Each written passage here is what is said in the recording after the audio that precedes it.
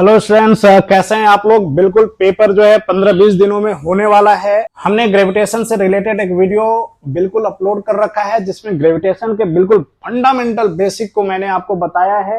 And उस video में आपने ये सीखा होगा कि जब किसी भी बॉडी के पास अगर मास है तो वो ग्रेविटेशनल फोर्स अप्लाई करेगा।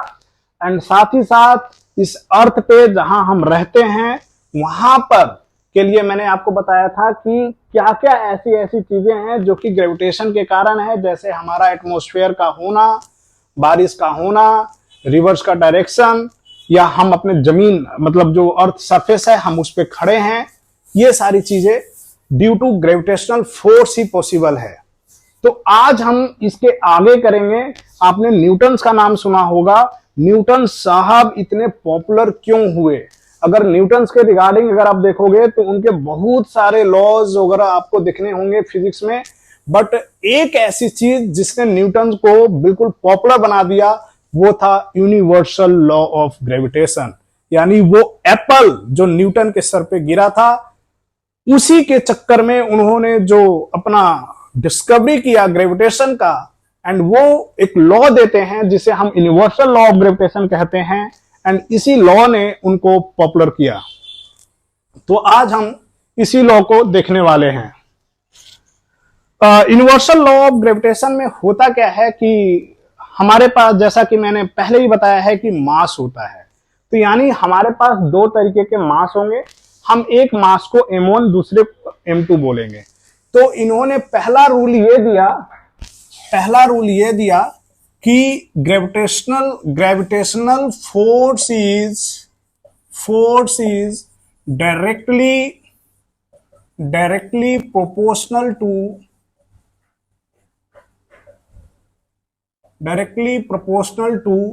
Product of two masses.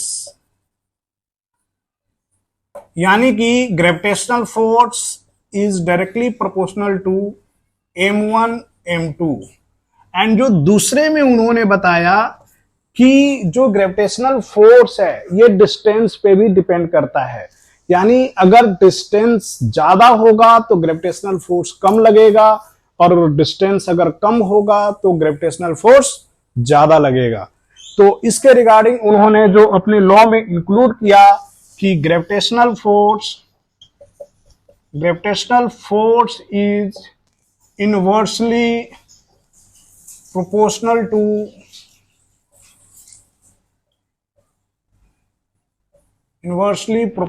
to a square of the distance between them। यानी जो डिस्टेंस है उन डिस्टेंस के स्क्वायर का, यानी gravitational force is inversely proportional to R square.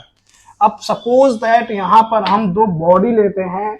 एक बॉडी ये है, दूसरा बॉडी ये है। इसका मास m1 है, इसका मास m2 है, और बीच का जो डिस्टेंस है वो हमारा r है, या हम इसको d भी बोल सकते हैं, बट जनरली r ही लिखते हैं, तो r है। तो इनके मास का जो प्रोडक्ट होगा वो ग्रेविटेशनल फोर्स के डायरेक्टली प्रोपोर्शनल होगा। यहां से हम बोल सकते हैं कि अगर बॉडी के पास ज्यादा मास है तो ज्यादा ग्रेविटेशनल फोर्स होगा, और कम मास है तो कम ग्रेविटेशनल फोर्स होगा। एंड जो दूसरा है कि square of the distance between them, तो अगर वो डिस्टेंस ज्यादा होगा तो हमारा ग्रेविटेशनल फोर्स कम होगा, because of it is inversely proportional. Inversely का कि एक क्वांटिटी बढ़ेगा तो दूसरा क्वांटिटी घटेगा, और डायरेक्टली का कि अगर एक बढ़ेगा तो दूसरा भी बढ़ेगा। तो मास वाला जो केस है वो डायरेक्टली का है, यानी मास बढ़ेगा तो ग्रेविटेशनल फोर्स बढ़ेगा, और दूसरा केस जो है हमारा वो इनवर्सली का है, यानी डिस्टेंस घटेगा तो ग्रेविटेशनल फोर्स बढ़ेगा, और डिस्टेंस बढ़ेगा तो ग्रेविटेशनल फोर्स कम होगा। बहुत इजी है। तो एक बार हम फिर से इन्होंने जो लॉज दिया उसको हम एक्सप्लेन करते हैं या देखते हैं कि gravitational force is directly proportional to product of two masses, यानी GF can be written as m1 into m2, and the gravitational force is inversely proportional to a square of the distance between them, and the GF can be written as 1/r²। अगर हम इन दो चीजों को एक साथ combine करते हैं, suppose that ये हम इसको फर्स्ट बोलते हैं, इसको सेकंड बोलते हैं, और इसको अगर हम कंबाइन करते हैं तो हम लिख सकते हैं कि जीएफ इज m1m2/r²। ठीक है। अब यहां पर हम क्या करेंगे, हम अपने प्रोपोर्शनलिटी को के सिंबल को हटाएंगे एंड इसके बदले में एक कांस्टेंट देंगे। कभी भी हम अगर प्रोपोर्शनलिटी के सिंबल को हटाते हैं, ये जो सिंबल है हमारा, ये हमारा प्रोपोर्शनल का सिंबल होता है, तो इस सिंबल को जब भी हम हटाते हैं then we put some constant, और उस कांस्टेंट का नाम है, यहां पर जो हमने कांस्टेंट पुट किया है उस कांस्टेंट का नाम है ग्रेविटेशनल कांस्टेंट। यानी हियर ये कैपिटल जी जो हमने लिखा, दिस इज ग्रेविटेशनल कांस्टेंट। यानी ये जो ग्रेविटेशनल कांस्टेंट होगा ये हमेशा कांस्टेंट होगा, चाहे ये अर्थ पे रहे, मून पे रहे, सन पे रहे, यूनिवर्स में रहे, कहीं भी रहे, ये कैपिटल जी की वैल्यू हमेशा कांस्टेंट होगी। तो यूनिवर्सल लॉ ऑफ ग्रेविटेशन ये कहता है कि प्रोडक्ट ऑफ मासेस का ये डायरेक्टली प्रोपोर्शनल होगा and square of the distance between them का ये इनवर्सली प्रोपोर्शनल होगा।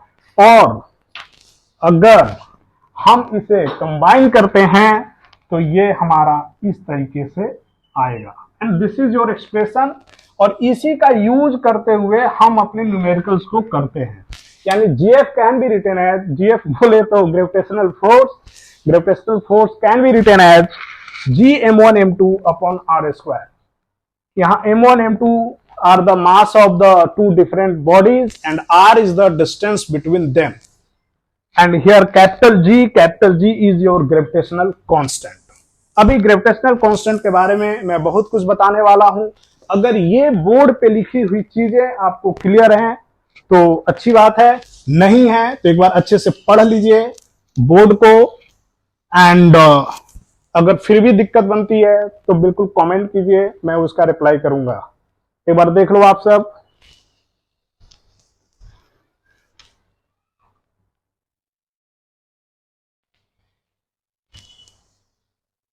चलिए अब हम स्टार्ट करेंगे ग्रेविटेशनल कांस्टेंट के बारे में। यहां पर एक नया चीज आया, कैपिटल जी। अच्छा एक चीज और, कैपिटल जी को भूल कर भी स्मॉल जी नहीं लिखना है, क्योंकि कैपिटल जी का मतलब होता है ग्रेविटेशनल कांस्टेंट एंड स्मॉल जी का मतलब होता है एक्सेलरेशन ड्यू टू ग्रेविटी, जो कि इसी चैप्टर में आपको पढ़ना है।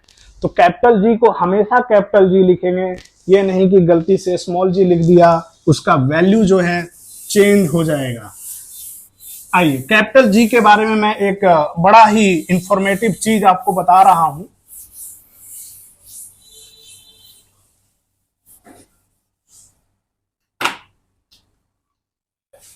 पहली चीज कि ये जो कैपिटल जी है इसको हम बोलते हैं ग्रेविटेशनल कांस्टेंट।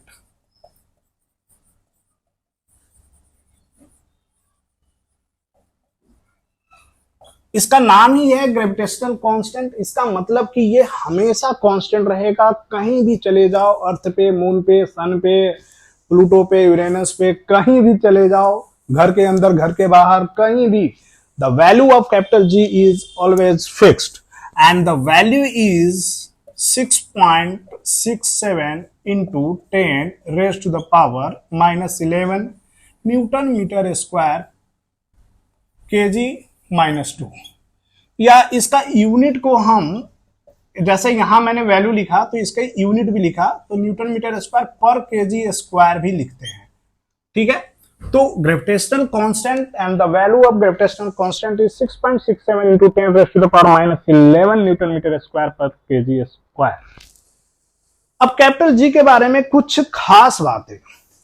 कैपिटल जी क्या होता है कि इसकी वैल्यू हमेशा कांस्टेंट होती है। तो जो खास बातें हैं उसको मैं पॉइंट वाइज करता जाऊंगा, अब देखते रहिए। कैपिटल जी क्या होगा, कैपिटल जी ऑलवेज फिक्स्ड। दुनिया की कोई भी ताकत इसको बदल नहीं सकती। कोई अगर कहता है कि मैं बहुत शक्तिशाली हूं तो उसे बोलो कि भैया कैपिटल जी की वैल्यू चेंज करके दिखाओ, है ना। तो कैपिटल जी की वैल्यू कभी चेंज नहीं करेगा, ये बिल्कुल फिक्स्ड है and it is 6.67 10⁻⁻11 newton metre square पर केजी स्क्वायर। अगली चीज कि कैपिटल जी जो है ये एक स्केलर क्वांटिटी है, स्केलर क्वांटिटी है। अब जब ये स्केलर क्वांटिटी को समझ लेते हैं कि एक ऐसा फिजिकल क्वांटिटी जो कि केवल मैग्नीट्यूड रखता है, डायरेक्शन उसके पास नहीं होता। तो कैपिटल जी के पास केवल मैग्नीट्यूड है 6.67 इंटू 10⁻⁻11। इसका कोई डायरेक्शन नहीं है कि नॉर्थ है, साउथ है, ईस्ट है, वेस्ट है, अप है, डाउन है, कोई डायरेक्शन नहीं है। It has only magnitude, so it is scalar quantity. और जब ये स्केलर क्वांटिटी है तो कांट बी जीरो, ये कभी भी जीरो नहीं होगा and can't be negative, can not negative, ये निगेटिव भी नहीं हो सकता। क्योंकि स्केलर है, वेक्टर होता तो जीरो हो सकता था, निगेटिव हो सकता था, but since it is scalar so it can not be negative, it can not be zero. अगली चीज कि क्योंकि ये ऑलवेज फिक्स्ड है तो आप बोल सकते हो कि never changes place to place, है ना। जैसे ऐसा नहीं है कि मून पे गए, जैसे आपको पता है कि मून पे ग्रेविटी कम है, तो मून पे ग्रेविटी कम है लेकिन मून पे भी जी की वैल्यू यही ही है 6.67 इंटू 10⁻⁻11। ठीक है, वो कम है, वो मून के कारण है, क्योंकि मून की बनावट ऐसा है, मून का मास वैसा है, मून का रेडियस वैसा है, उसके कारण कम है। उसको भी हम डिटेल से करेंगे, जब टॉपिक आएगा हम डिस्कस करेंगे, बट अभी हम इस पे रहते हैं। तो जी की वैल्यू जो है कभी भी चेंज नहीं करेगा, ये हमेशा आपका फिक्स्ड रहेगा। तो ये कुछ चीजें हैं जो जी के बारे में बिल्कुल स्पेशल हैं। जैसे ये फिक्स्ड रहता है, ये स्केलर क्वांटिटी है, ये जीरो नहीं होगा, निगेटिव नहीं होगा, प्लेस टू प्लेस चेंज नहीं करेगा। तो ये सारे जी की वैल्यू हैं। यहां तक क्लियर? चेक किया जाए। अब मैं इसके आगे बता रहा हूं। एक क्वेश्चन हमेशा पेपर में आता है कि derive the unit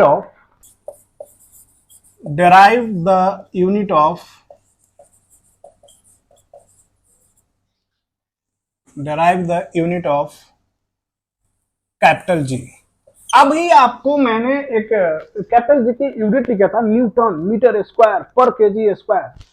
तो आपके दिमाग में, चूंकि आप फिजिक्स पढ़ रहे हो ना, तो आपके दिमाग में एक चीज हमेशा आना चाहिए कि भाई ये यूनिट कैसे आया।